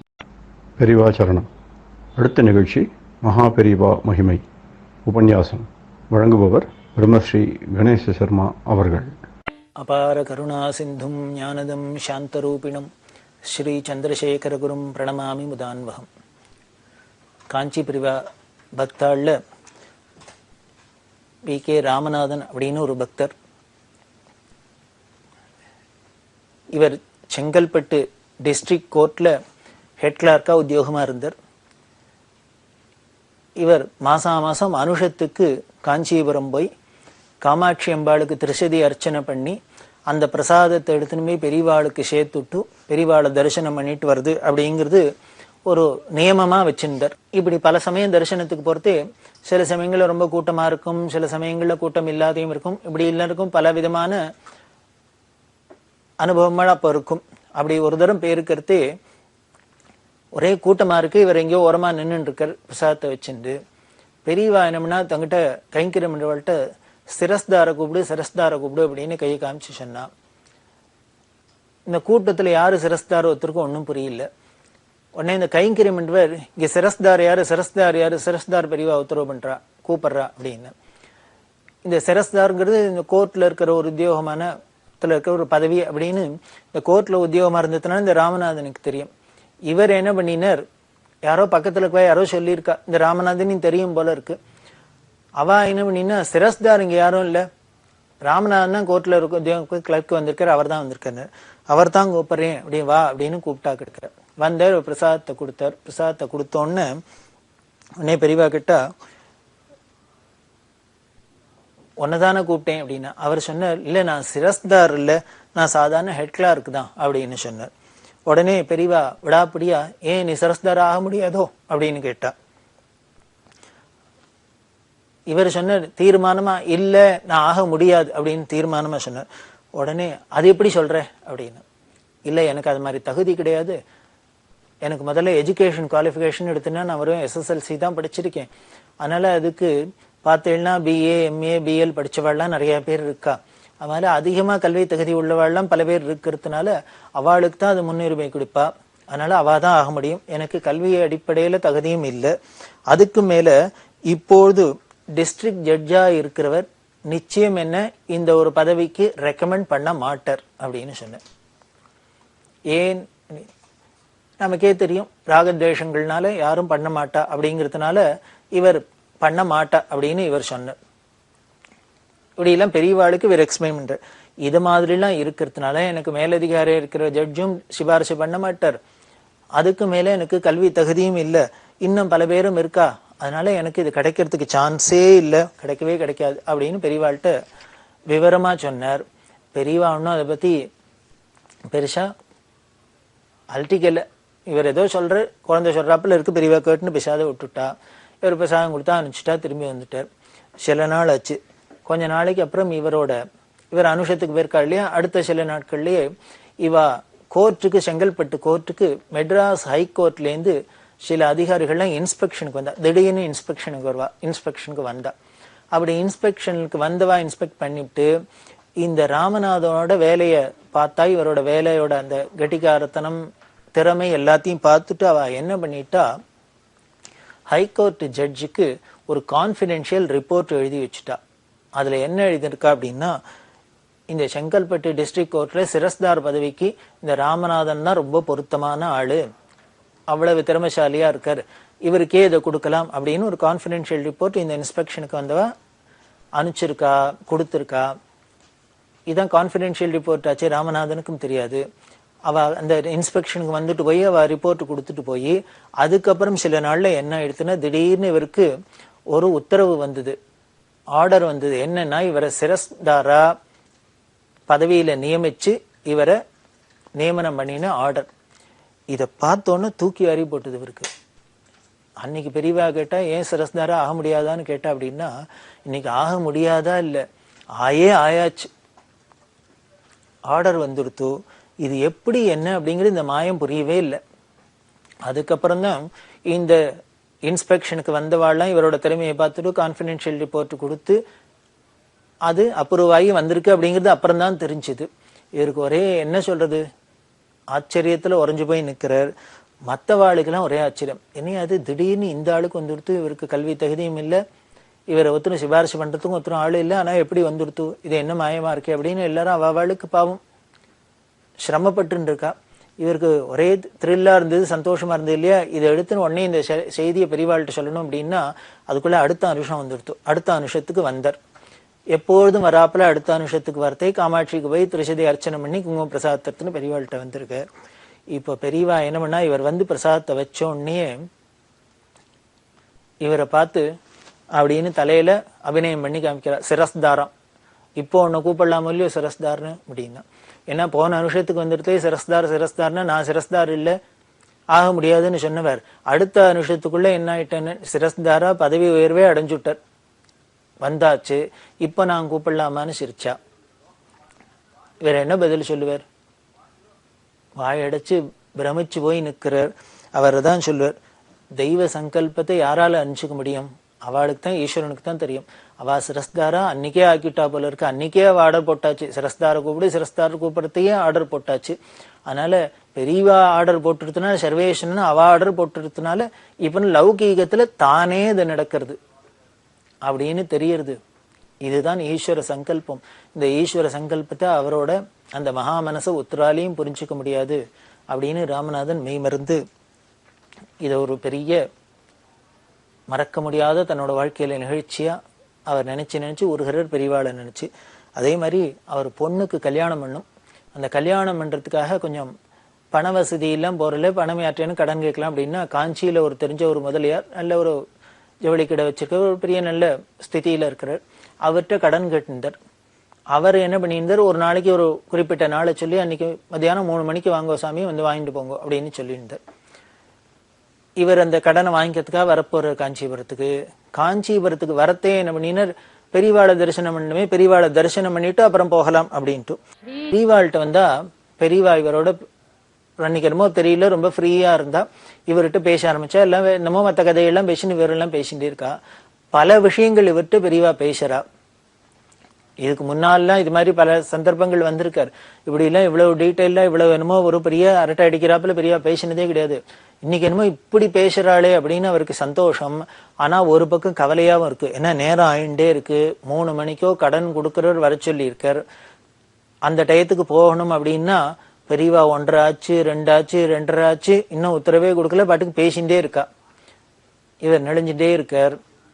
அப்புறம் முள்ள சொன்னார், இல்ல நான் இங்க ஒருத்தரை பார்க்க போகணும் அப்படின்னா பெரியவா அதையும் காதுல வாங்கிக்கல, இவர்கிட்ட கதையை பேசினக்கா. இப்படியே பேசி என்ன ஆச்சுனர், ஒரு 5:30 மணிக்கு உத்தரவு கொடுத்தா. சரி நேரம் ஆச்சு, நீ உனக்கு போயிட்டு வா அப்படின்னு உத்தரவு கொடுத்தா. இவர் 5:30 ஆயிடுத்து. 3 மணிக்கு வர சொன்னவர்கிட்ட 5:30 மணி ஆயிடுத்துன்னா 2:30 மணி நேரம் லேட் ஆல்ரெடி. இவர் என்ன பண்ணுறது, விட்டா போறோம் அப்படின்ட்டு பெரியவாள்கிட்டேருந்து ஓடி வந்து அந்த முதலியார்ட்ட போகலாம் அப்படின்னு போனா, அவர் இவரை பார்த்தோன்னே வாங்க வாங்க வாங்க ராமநாதன் வாங்கோ, நல்ல வேலை இப்பதான் வரேள் நீங்க, பரம சந்தோஷம் அப்படின்னு சொல்ற. இவர் என்னடாது வருத்தப்பட்டுன்னு போறாரு, கடன் கொடுக்குறவர் இனியாவது வந்து சொன்ன டயத்துக்கு வரல, நான் தரமாட்டேன்னு தான் மூடு மாறிடுவோம் அப்படின்னு நம்ம கவலைப்பட்டு இருக்கிறது. அதுவும் கல்யாணம் கடன் வேற, கல்யாணத்துக்குன்னு வாங்குற கடன். இவர் கவலைப்பட்டுன்னு போறது, அவர் பரம சந்தோஷமா கூலோ வாங்க வாங்க நல்ல வேளை இப்பதான் வரையல அப்படின்னு அவர் சொல்றார். அவர் சொன்ன, நான் கொஞ்சம் வெளியில போனது போயிட்டு இப்பதான் வந்தேன், நீங்க இங்க வந்து காத்துன்னு இருக்க போறவளேன்னு நான் கவலைப்பட்டேன், நல்ல வேளை நீங்க இங்க வரல். இன்னொன்னு அப்புறம் தான் பார்த்தேன், 6 மணிக்கு அப்புறம் தான் ராகுகாலம் போறது, நம்ம முன்னாலேயே வர சொல்லிட்டுமே, கல்யாணத்துக்கு நீங்க பணம் வாங்கிக்கிறேன், அதனால ராகுகாலம் கழிச்சு கொடுக்கலாம், நல்ல நேரமா இருக்குமே நினைச்சுட்டே இருந்தேன். அதெல்லாம் சொல்லலையே, நம்ம பாட்டுக்கு அவசரப்பட்டு 3 மணிக்கு வர சொல்லிட்டுமேன்னு நினைச்சிருந்தேன், நல்ல வேளை நீங்க வந்தேள் அப்படின்னு. பெரியவா 5:30 மணிக்கு தானே விட்டுருக்கா, இவர் இப்படியும் வரத்துக்கு 6 மணி ஆயிடுத்து. இப்படி சொல்லி அவர் பணத்தை கொடுத்தோன்னே இப்ப ராமநாதனுக்கு ஒரே சந்தோஷம். எப்படி இருக்கும் அந்த மனோபாவத்துல, அந்தந்த ஸ்திதியில இருந்து அவளா இருந்து நம்மள அவளை மாதிரி இடத்துல நம்மளை பாவிச்சுட்டாதான் இந்த ஆனந்தத்தை பூர்ணமா அனுபவிக்க முடியும். அப்படிதான் இந்த ராமநாதனுக்கு நடந்தது. அவர் உடனே பணத்தை கொடுத்தாரு, அவர் வாங்கிட்டு வந்து கல்யாணம்லாம் சௌக்கியமாச்சு. அப்படின்னா பெரியவா காரிய காரணம் இல்லாத அங்க ஒரு எந்த ஒரு அசைவும் நடக்கிறது இல்லை, நிகழ்ச்சியும் நடக்கிறது இல்லை அப்படிங்கிறதுக்கு இதெல்லாம் ஒரு உதாரணமா இருக்கு. பெரியவா லேட் பண்ணினால்னா அந்த சந்நிதியில போனாக்க என்னமோ ஏதோ காரணம் இருக்கும் அப்படின்னு தெரியும். பல பேருக்கு பல நிகழ்ச்சிகள் நாம கேள்விப்பட்டிருக்கோம். பெரியவா உத்தரவு கொடுக்காத லேட்டா அனுப்பிச்சிருக்கா, லேட்டா அனுப்பிச்சுனா அதனால பெரியனால ஒரு பெரிய பஸ் ஆக்சிடென்ட்ல தப்பிச்சா, ரயில் ஆக்சிடென்ட்ல விபத்துலேருந்து தப்பிச்சா, விமான விபத்துலேருந்து தப்பிச்சா, இப்படி பலவிதமான நிகழ்ச்சிகள்லாம் நம்ம கேள்விப்படுறோம் இல்லையா. இதெல்லாம் எதுக்கு நாம கேட்கிறோம் அப்படின்னார், எப்ப நாம குரு சந்நிதிக்கு போனாலும், காஞ்சிபுரம் போனாலும், பெரியவா தரிசனத்துக்கு போனாலும் என்ன பண்ணணும் அப்படின்னா, நாம டயத்தை பிக்ஸ் பண்ணிட்டு போகக்கூடாது. நாம இங்கேருந்து போறதுதான் நம்மளோட டைம், இத்தனை மணிக்கு கிளம்பி இத்தனை மணிக்கு போகலாம் அப்படின்னு தான் நாம தீர்மானம் பண்ணிட்டு போகணும். அதுக்கப்புறம் திரும்பி வருது அவளோட டிஸ்போசல். அவ எப்ப நமக்கு உத்தரவு கொடுத்து அனுப்புறாளோ அப்படி வருது அப்படின்னு வச்சிருந்தோம்னா அதுதான் பக்தியோட உச்சநிலை. இந்த நிகழ்ச்சி நமக்கு அதைத்தான் குறிக்கிறது. நாம ஏதோ நினைச்சுருக்கோம், பெரியவா டிலே பண்ணிட்டாலே அதனால ஏதாவது விபரீதம் ஆயிடுமோ, அவர் கடன் கொடுக்க மாட்டாரோ அப்படின்னா, இப்படி பெரியவா டிலே பண்ணினதுதான் பெரிய அனுகிரகமா இருக்கு அப்படின்னு தெரியறது. இப்படி நமக்கு ஒரு மனோபாவம் வரணும். அதே போலதான் ஒரு சமயம் இவர் செங்கல்பட்டு கோர்ட்ல இருக்கார் இல்லையா, அப்போ இந்த செங்கல்பட்டு கோர்ட்டுக்கு மெட்ராஸ் ஹைகோர்ட்ல இருந்து அப்பப்போ இன்ஸ்பெக்ஷனுக்கு வருவா அப்படின்னு பார்த்தோம். சில சமயங்களில் சில அதிகாரிகள் வருவார், சில சமயங்களில் என்ன பண்ணுவான்னு அந்த ஹைகோர்ட் ஜட்ஜே வந்துருவா. அதை போலதான் ஒரு சமயம் ஹைகோர்ட் ஜட்ஜ் ஒருத்தர் இங்க செங்கல்பட்டு கோர்ட்டுக்கு இன்ஸ்பெக்ஷனுக்கு வந்திருக்கார். அவர் ஜட்ஜா இருக்கிறதுனால, உயர்ந்த பதவியில இருக்கிறதுனால அவ எல்லாம் அப்படியே ப்ரோக்ராம்டா அந்தந்த இந்த டயத்துக்கு என்னென்ன காரியம் அப்படின்னு அதை தீர்மானம் பண்ணிட்டு தான் வருவா. அது மாதிரிதான் தீர்மானம் பண்ணிட்டு வந்திருக்கார். இந்த கோர்ட்ல வேலையெல்லாம் ஆச்சு. அதுக்கப்புறம் இந்த ஜட்ஜு இந்த ராமநாதன் சொன்னார், இந்த ராமநாதன் அடிக்கடி காஞ்சிபுரம் போறவர், பெரியவா பக்தர் அப்படின்னு பல பேருக்கு தெரிஞ்சிருக்கு போல இருக்கு, இவருக்கும் தெரிஞ்சது. எனக்கும் பெரியவாளை தரிசனம் பண்ணணும்னு ஆசையா இருக்கு, இவ்வளவு தூரம் செங்கல்பட்டு வந்துட்டோம், அதனால நம்ம கார்லயே வாங்க, என்ன அழிச்சுன்னு போங்க, பெரியவாளை தரிசனம் பண்ணி வச்சேன்னா சந்தோஷமா இருக்கும், பெரியவாளை தரிசனம் மட்டும் நான் அப்படியே ஊருக்கு போயிடுறேன், மெட்ராஸ்க்கு போறேன் அப்படின்னு சொன்னார். சொன்னா ராமநாதனுக்கு பரமசந்தம், கரும்புதுங்க கூலியா என்ன. உடனே அந்த ஜட்ஜி அழிச்சினர் கார்ல வந்தார். பெரியவாட்ட தரிசனம் எல்லாம் ஆச்சு. தரிசனமானா பெரியவா அவரோட இந்த ஜட்ஜிட்ட விசாரிச்சா, இவரை விசாரிச்சா, எல்லாம் பேசிட்டு என்ன பண்ணினா கிளம்புற சமயத்துக்கு இந்த ராமநாதன், நீ ஒண்ணு பண்ணு, இவர் காஞ்சிபுரம் வந்திருக்கார், காஞ்சிபுரத்துல கோவில்லாம் நிறைய இருக்கு அப்படின்னு சில கோவில்லாம் சொல்லி, இந்த பெரிய கோவில்லாம் நீ தரிசனம் பண்ணி வச்சுட்டு அப்புறம் ஊருக்கு அழிச்சுன்னு போ, வீட்டுக்கு அழிச்சுன்னு போ அப்படின்னார். இந்த ராமநாதனுக்கு தர்ம சங்கடமா போயிடுது. அவரோ பெரிய ஹைகோர்ட் ஜட்ஜு, பெரிய ஸ்தானத்துல இருக்கிறவர், இவர் கோர்ட்ல ஒரு உத்தியோகத்துல இருக்காரு. ஒரு ஜட்ஜை போய் எப்படி இங்க வாங்க அங்க வாங்கன்னு கட்டி இழுக்க முடியும்? அவரே ஆசைப்பட்டு பெரியவாளை தரிசனம் பண்ணணும்னு தரிசனம் பண்ணிட்டு உடனே கிளம்பிட்டார். அதுக்கு மேல அவருக்கு பல மேற்கொண்டு காரியங்கள்லாம் இருக்கு. ஜட்ஜிட்ட என்ன பண்றது தெரியல, இவருக்கு சொல்றதுக்கு தர்ம சங்கடமா இருக்கு, ஆனா சொல்லாதையும் இருக்க முடியாது, பெரியவா உத்தரவு, அவர் மேலதிகாரியா இருக்கலாம், இது என்ன உத்தரவு பண்றது சர்வேஸ்வரனாச்சே, அதிகாரிகளுக்கெல்லாம் அதிகாரியாச்சே, அதனால அவர்கிட்ட சொல்லாத இருக்க முடியுமா? இவர் முள்ள சொன்னார் இங்கிதமா, பெரியவா மாதிரி உத்தரவு பண்ணியிருக்கா, இதான் நம்ம சில கோவிலான்னு பார்த்துட்டு போனா பரவாயில்ல அப்படின்னு. அவருக்கு என்ன பண்றதுன்னு தெரியல. ஒரு ஏதோ மனசுல அரகர மனசோட சரி அப்படின்னு ஒத்துண்டு கிளம்பினா. கிளம்பி ஏதோ ஒரு கோவில் 2 கோவில் இப்படி பார்த்துட்டு வந்தா ஒரு 2 மணி நேரம் லேட் ஆயிடுது. அவர் எத்தனை மணிக்கு போகணும்னு நினைச்சிருந்தாரோ அதை விட கிளம்பணும்னு நினைச்சுன்னா அதை விட 2 மணி நேரம் லேட் ஆச்சு. இந்த கோவில் சில கோவில் பார்த்ததுனால அப்படி பார்த்துட்டு இவ ஹைவேஸ்க்கு வந்துட்டா. அந்த கோவில்லாம் சில கோவிலும் பார்த்துட்டு இவ ஹைவேஸ்க்கு வரா. பார்த்தா ஒரே இடி மழை, காத்தான காத்தாடிச்சுன்னு இருக்கு. சிரமப்பட்டு தான் வர முடியுமா இருக்கு. அப்படி வந்து நிற்கிறதே பார்த்தா கொஞ்சம் தூரம் வந்தா நடு ரோட்ல வேரோட ஒரு பெரிய பிரம்மாண்டமா மரம் சாஞ்சு கிடக்கு. சாஞ்சு கிடந்தா இந்த அதிகாரிகள்லாம் வந்து நடு ரோடே பிளாக் ஆகியிருக்கு. அந்த வண்டியெல்லாம் போக முடியல. உடனே அதிகாரிகள்லாம் சேர்ந்துட்டு பல பேர்லாம் வந்து அதை அறுத்து கட் பண்ணி அந்த வழியை கிளியர் பண்ணிட்டு இருக்கா. இதை பார்த்தோன்னே ராமநாதனுக்கு ஒரு மாதிரி ஆச்சரியமா இருந்தது. உடனே அங்க இருக்கிறவாள்கிட்ட கேட்டார், இத்தனாம் பெரிய மழை விழுந்திருக்கு, எப்போ விழுந்தது அப்படின்னா. அவாசனா ஒரு 1.5 மணி நேரம் 2 மணி நேரத்துக்கு முன்னால்தான் இந்த மரம் சாஞ்சுது அப்படின்னா. இது சொன்னோன்னு இவளுக்கு தூக்கி வாரி போட்டுது. இப்போ அந்த ஜட்ஜே ஒரு மாதிரி ஆடி போயிட்டார். இப்ப பாருங்க, 2 மணி நேரம் பெரியவா அங்க கோவிலுக்கு போயிட்டு போகணும்னு சொன்னதுக்கு காரணம் என்னன்னு, அது போகாத மட்டும் இவ வந்திருந்தாள்னா அந்த மரம் சாயறது ஒருவேளை 2 மணி நேரம் 1.5 மணி நேரத்துக்கு முன்னால சாஞ்சுது அப்படின்னு சொல்றா. அந்த சமயம் பார்த்து இவா 1.5 மணி நேரம் 2 மணி நேரம் முன்னாலேயே கிளம்பிந்தா இந்த ரோட்ல இந்த இடத்துல வரத்தே இந்த மரம் இவா கார் மேல விழுந்து நசுங்கி இவாளுக்கு ஏதாவது பிராணாபத்து நடந்தாலும் நடக்கலாம். அப்படி இல்லைன்னா கூட நடு ரோட்ல இப்படி இருக்கிறதுனால இப்போ இந்த 2 மணி நேரம் இவா இந்த பக்கம் வண்டியில நடு ரோட்ல நின்றுக்க வேண்டியதான். மழையில நனைஞ்சுன்னு வண்டியில நடு ரோட்ல நின்றுதான் மிச்சமாயிருக்கும். எப்படி இவா ஊருக்கு போய் சேர்ந்திருக்க முடியாது. எப்போ ஊருக்கும் போய் சேர முடியாதோ, ஒரு பேராபத்துக்கும் ஒரு காரணம் இருக்கிறதுனால பெரியவா என்னம்னா இதுல இருந்து காப்பாத்துறதுக்காக எங்கேயோ கோவில் போய் தரிசனம் பண்ண முடியுமா உத்தரவு பண்ணியிருக்கா அப்படின்னு இப்பதான் புரிஞ்சுது. அதுக்கப்புறம் தான் பெரியவாளோட திருக்கால ஞானமும், பெரியவா ஒரு காரியத்தை சொன்னா ஒரு உத்தரவு பண்ணினா ஏதோ என்னமோ காரிய காரணத்தோட தான் பண்றா அப்படிங்கிறது அவளுக்கு ஊர்ஜிதமா தெரியறது. அவளுக்கு மட்டும் இல்ல, நம்ம எல்லாருக்குமே ஊர்ஜிதமா தெரியுது. பெரியவா ஏதோ ஒரு காரிய காரணங்களோட தான் இப்படி எல்லாம் பண்றா அப்படிங்கிறது தெரியுது. ஒரு விஷயத்த சிச்சுவேஷனை எப்படி எல்லாம் ஹேண்டில் பண்றா, அதை எப்படி அப்ரோச் பண்றா அப்படிங்கிறது தனியே அழகா இருக்கும். கதர்கடை வெங்கட்ராமையர் அப்படின்னு ஒரு பக்தர் பெரியவா 60s திருப்பாவி திருவம்பாவி மாநாடு கூட்டினா அப்படின்னு பார்த்தோம்.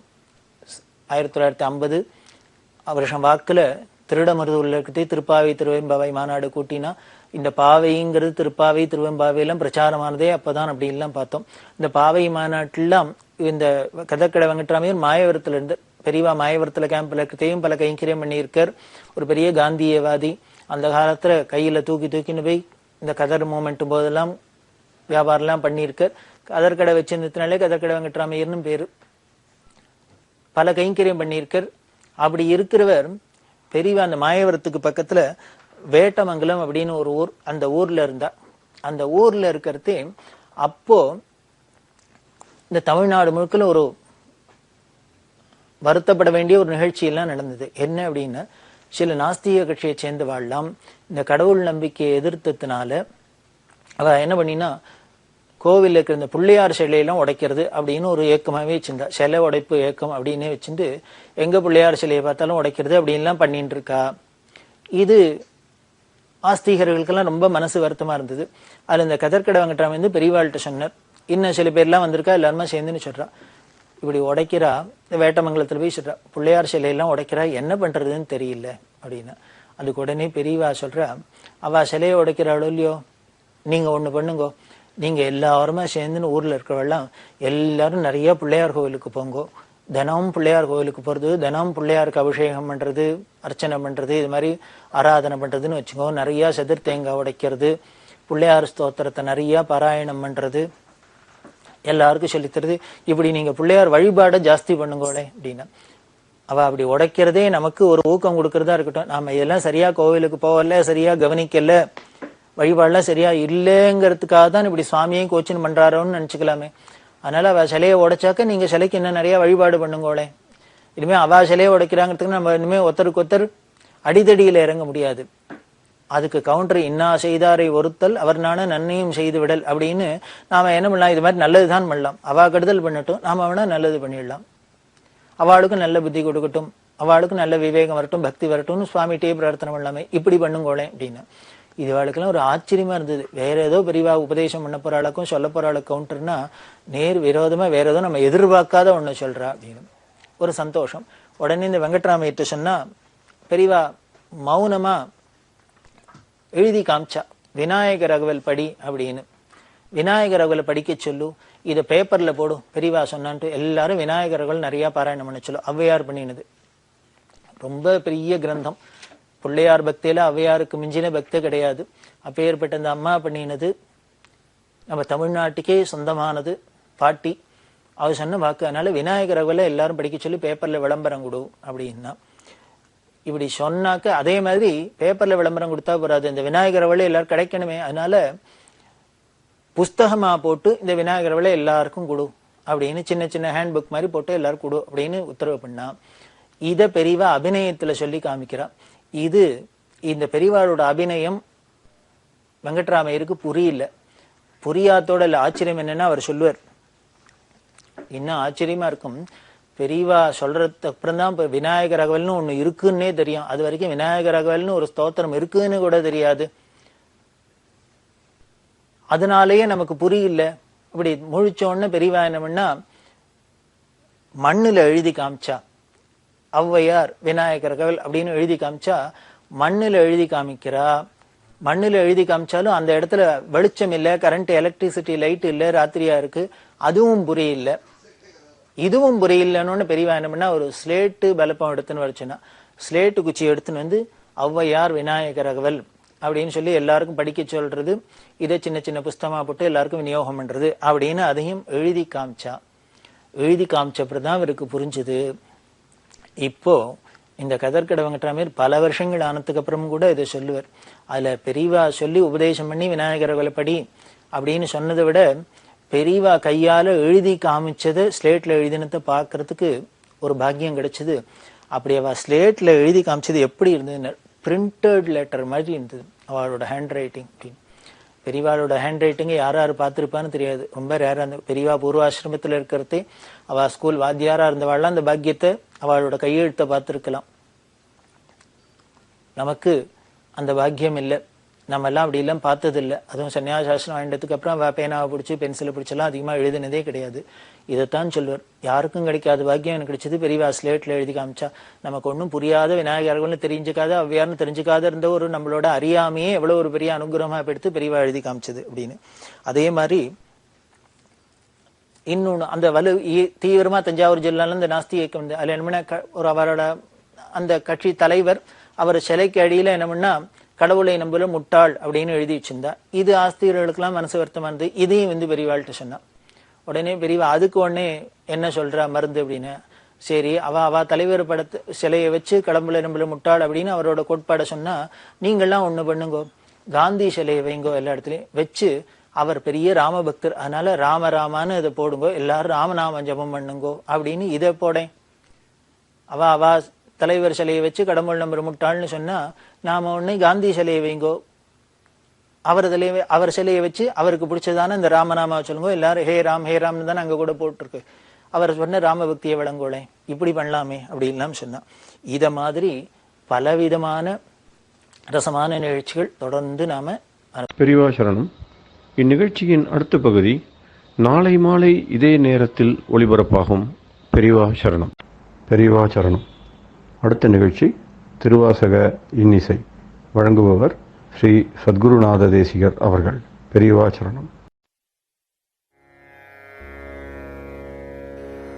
திருச்சிற்றம்பலம். திரு அண்டப்பகுதி. அண்டப்பகுதியின் உண்டை பிறக்கம்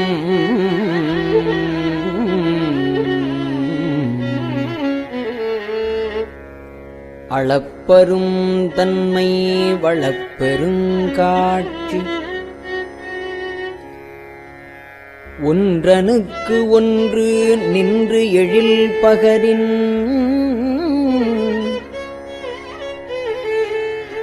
நூற்றொரு கோடியின் மேற்பட விரிந்தன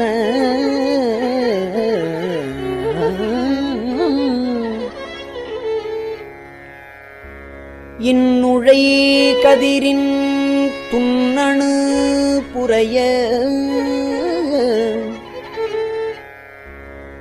சிறியவாகப் பெரியோன் தெரியின்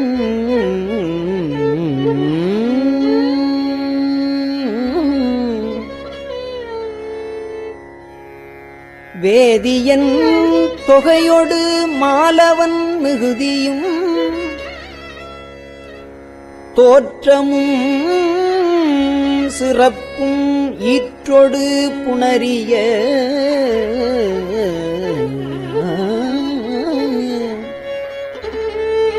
மாப்பேர் ஊழியும் நீக்கமும் நிலையும்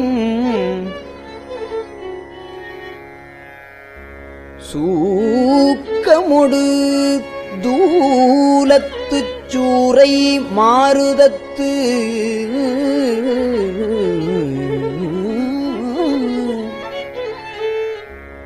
எரியது வழியில் கொட்கப் பெயர்க்கும் குழகன் முழுவதும் படைப்போர் படைக்கும் பழையோன் படைத்தவை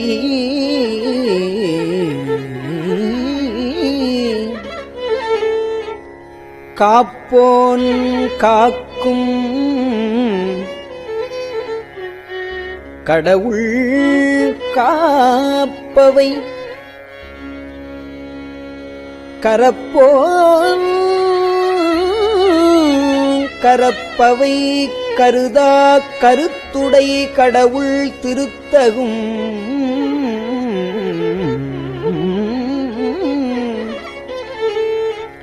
அறுவகை சமயத்து அறுவகையோர்க்கும் வீடு பேராய் நின்ற விண்ணோர் பகுதி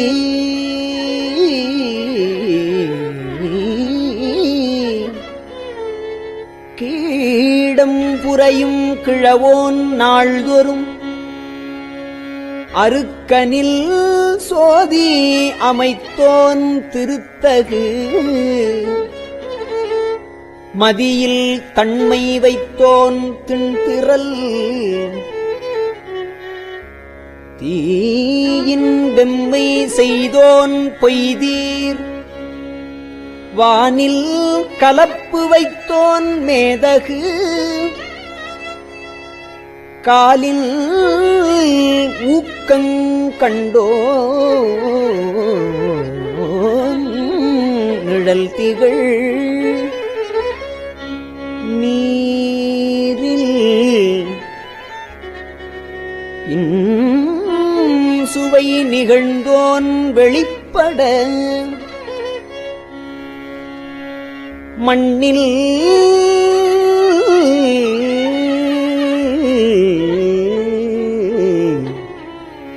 திண்மை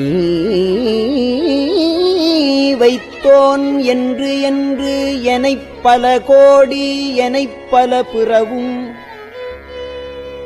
அனைத்தனைத்து அவ்வையின் அடைத்தோன் அகுதான்று முன்னோன் காண்க முழுதோன் காண்க தன்னேரில்லோ தானே காண்க ஏனத் தொல்லையிரு அணிந்தோன் காண்க காணப் புலியுரி அறையோன் காண்க நீற்றோன் காண்க நினைதொரும் நினைதொரும் ஆற்றேன் காண்க அந்தோ கெடுவேல்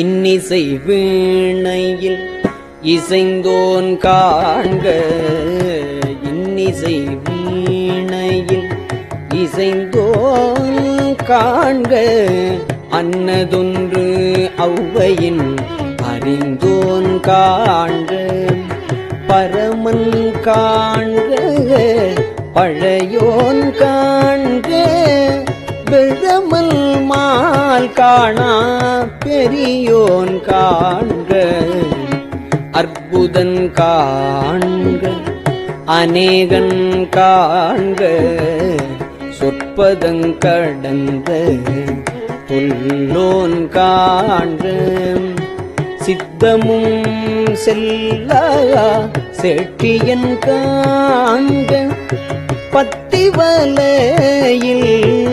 படுவோன் காண்க ஒருவன் என்னும் ஒருவன் காண்க விரிபொழில் முழுதாய் தெரிந்தோன் காண்க அணுத்தரும் தன்மையில் ஐயோன் காண்க இணைப்பரும் பெருமையில் ஈசன் காண்க அரியதில் அரிய அரியோன் காண்க மருவிய பொருளும் வளர்ப்போன் காண்க நூலுணர் உணரா நுண்ணியோன் காண்க மேலொடு கீழாய் விரிந்தோன் காண்க மேலொடு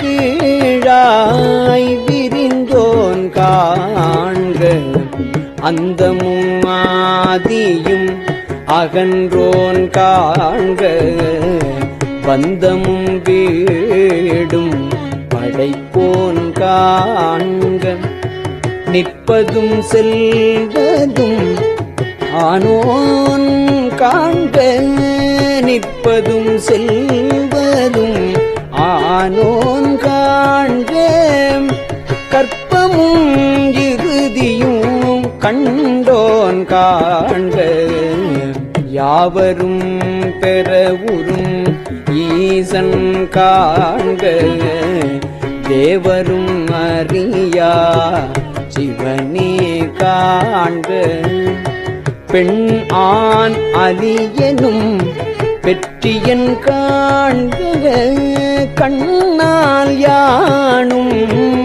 கண்டேன் காண்க அருள்நனி சூரக்கும் அமுதே காண்க கருணையின் பெருமை கண்டேன் காண்க புவனியில் சேவடி தீண்டினன் காண்க சிவனென யானும் தேரினன் காண்க அவன் என்னை ஆட்கொண்டு அருளினன் காண்க குவளை கண்ணி கூரன் காண்க அவளும் தானும் உடனே காண்க பரமானந்த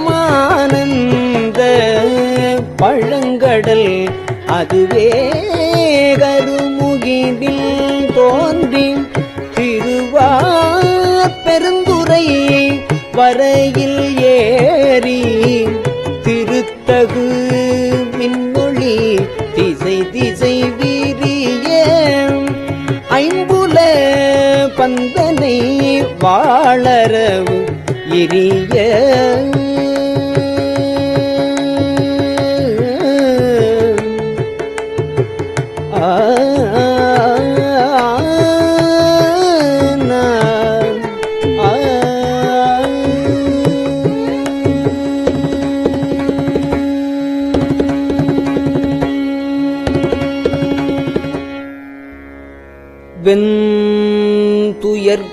வெந்துயர்கோடை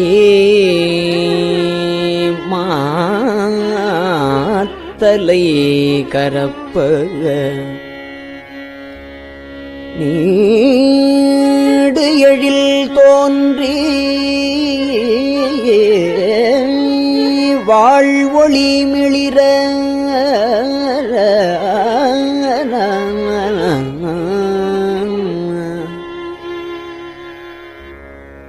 எந்தம் பிறவியில் கோபமிகுத்து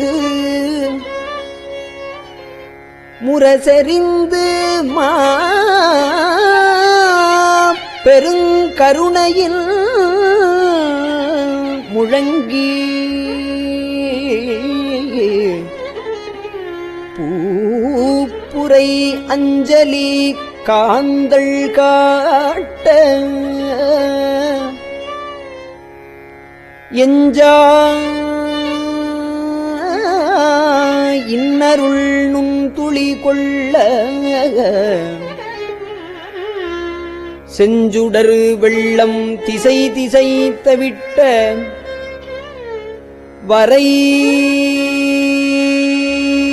வரையுறக்கேதக் குட்டங் கையற ஓங்கி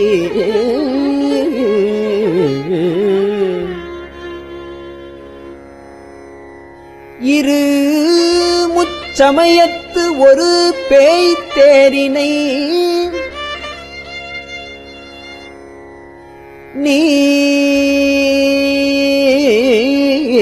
நீர்நசை தரவரு நெடுங்கண்மான் கணம்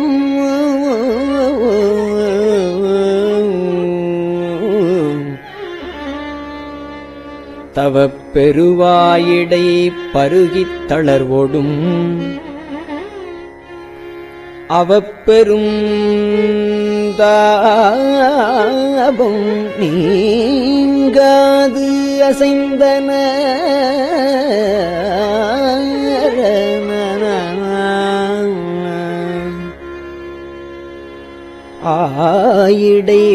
ஆயிடைவான பெரியாற்று அகவையின் பாய்ந்து எழுந்து இன்பப் பெருஞ்சுழி கொழித்து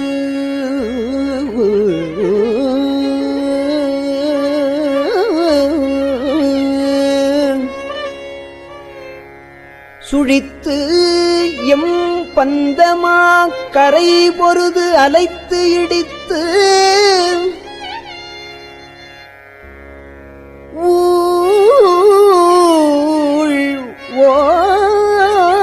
ஓங்கியனங்கள் ஊழ் ஓங்கியனங்கள்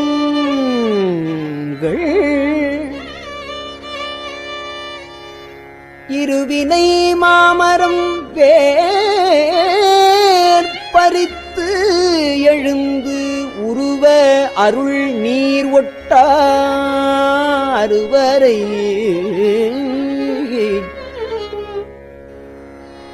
அருவரைச் சந்தின் வான் சிறை கட்டி மட்டவிழ் வெறிமலர்குளவாய் கோலி நிறை அகில் மாப்புகை கரைசேர் வண்டுடை குளத்தில்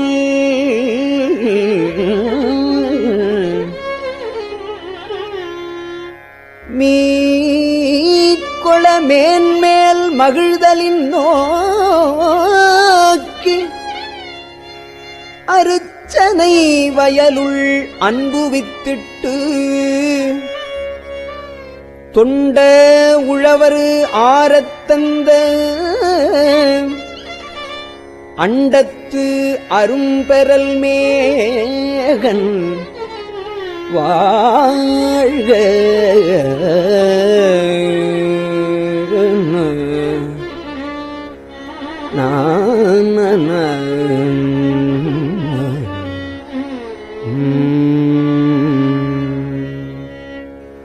திருச்சிற்றம்பலம்.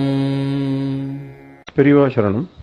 இந்நிகழ்ச்சியின் அடுத்த பகுதி நாளை மாலை இதே நேரத்தில் ஒளிபரப்பாகும். பெரியவா சரணம். பெரியவா சரணம். பெரியவா வானொலியின் இன்றைய நிகழ்ச்சிகளின் நிறைவாக திருப்பொன்னூசல் வழங்குபவர் சத்குருநாத தேசிகர் அவர்கள். பெரியவா சரணம். திருச்சிற்றம்பலம். திருப்பொன்னூசல்.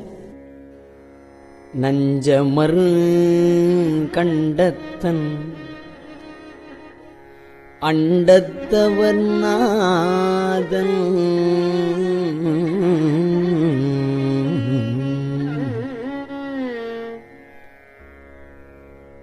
மஞ்சுதோய் மாடமணி உத்தர கோசமங்கை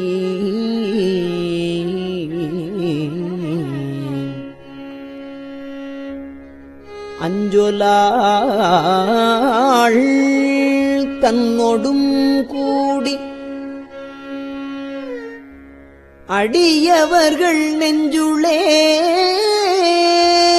நின்று அமுதம் ஊறி கருணை செய்து துஞ்சல் பிறப்பறுப்பான் தூய புகழ் பாடி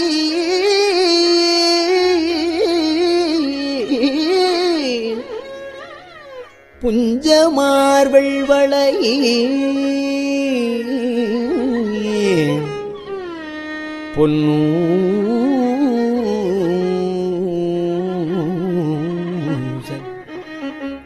பொன்னூசல் ஆடாமோ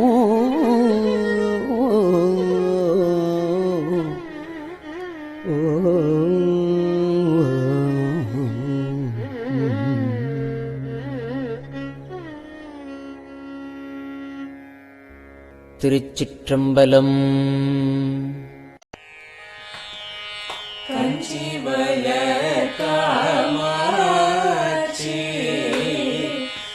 குழந்தாய் சங்கரரே கஞ்சி வளர் காமாட்சி தன் குழந்தாய் சங்கரரே குரு சந்திரசேகரரே உறங்கிடுவீர்களே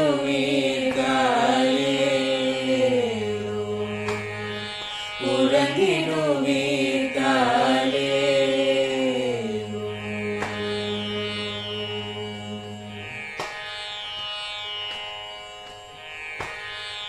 ஆதிகுரு சங்கரராய் அன்றொரு நாள் வந்தவரே அறுபத்து எட்டாகும் பீட்டபதி ஏழுலகம் பூப்பவரே காப்பவரே கடப்பவரே எல்லோர்க்கும் அருள்பவரே உறங்கிடுவீர்களே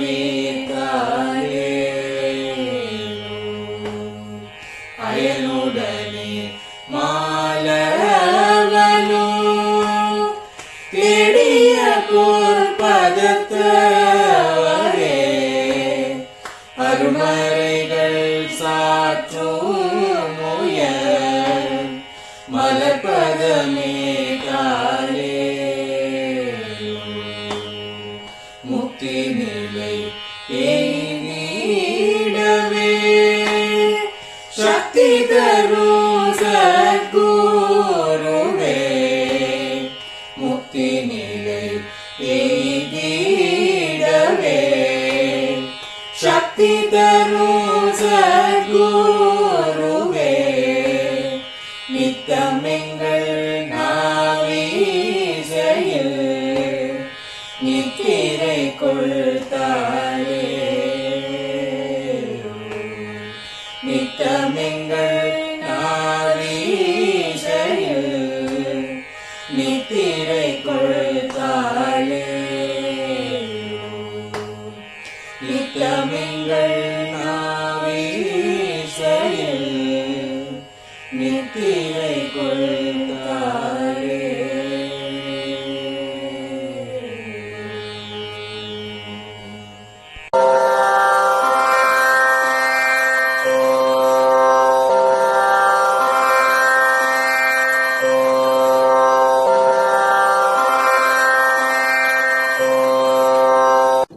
பெரியவா சரணம். பெரியவா வானொலியின் மாலை நிகழ்ச்சிகள் இத்துடன் நிறைவடைகின்றன. எமது அடுத்த ஒளிபரப்பு நாளை காலை இந்திய நேரப்படி 6 மணிக்கு துவங்கும். பெரியவா சரணம்.